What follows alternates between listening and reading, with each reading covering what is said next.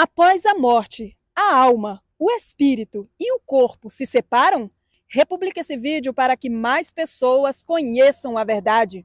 Para entender a resposta dessa pergunta, precisa-se entender qual é a constituição do ser humano. O ser humano é constituído de 3 partes. Ele é espírito, alma e corpo. Observe o que está escrito no livro de Hebreus 4:12.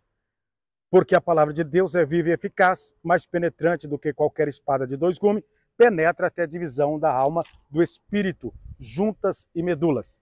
Portanto, o ser humano tem 3 partes. Nesse versículo aparecem as 3 partes juntas. Eu vou te falar agora, citar 3 versículos onde aparecem essas partes longe uma da outra, ou individualmente. O texto de Gênesis 3:19 diz, foi Deus quem falou, tu és pó. Gênesis 2:7 diz, fez o Senhor Deus o homem e ele tornou-se alma vivente. A Bíblia diz em Zacarias 12 que Deus coloca o espírito do ser humano dentro dele.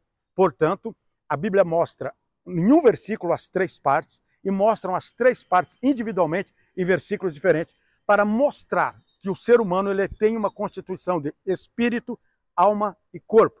E na morte, o que acontece com essa tricotomia? Muito bem, se você não entender o português, você terá dificuldade em entender isso. Existe uma figura de linguagem chamada metonímia, que é a parte pelo todo. A parte pelo todo. Lá no livro de Eclesiastes, no capítulo 12, versículo 7, diz que quando o homem morre, o pó volte à terra e o espírito volte a Deus que o deu.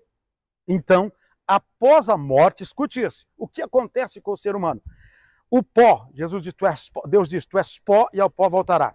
A parte biológica, física, volta para o pó da terra. A parte psicológica, a parte espiritual, são unidas e não se dividem, porque elas vieram de Deus, Deus soprou. Tanto a alma quanto o espírito não morrem, porque eles vieram de dentro do Deus que não morre. Deus criou dentro do ser humano a parte imortal. E quando o texto em Eclesiastes 12:7 está dizendo o espírito volta a Deus, ele está falando do todo, a parte pelo todo. Ele está envolvendo toda a parte imaterial. Então o espírito e a alma voltam a Deus. O que significa voltar a Deus em Eclesiastes 12:7? Significa que o ser humano, a parte biológica deixa de existir no mundo físico e a parte espiritual vai para o mundo espiritual. Voltar a Deus significa que o ser humano voltou ao controle de Deus. Voltou para o mundo espiritual. De Deus ele foi tirado. No mundo espiritual, a pessoa vai ser levada, conduzida ou à presença de Deus ou ao inferno. Escute isso. O ser humano, a parte material, a parte física vai para o pó da terra. A parte material não se separa. Figura de linguagem, metonímia, é a parte pelo todo, ou o todo pela parte.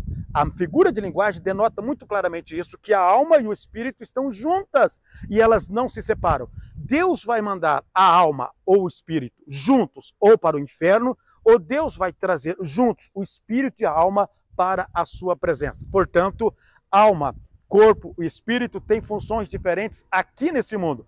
Quando acontecer a morte, o corpo vai para a terra, a alma e o espírito ou vai junto para o inferno ou vai junto para o céu. No livro de Lucas, isso está muito claro, no capítulo 16, a partir do versículo 19 até o 31. Por favor, republique esse vídeo para que mais pessoas conheçam a verdade.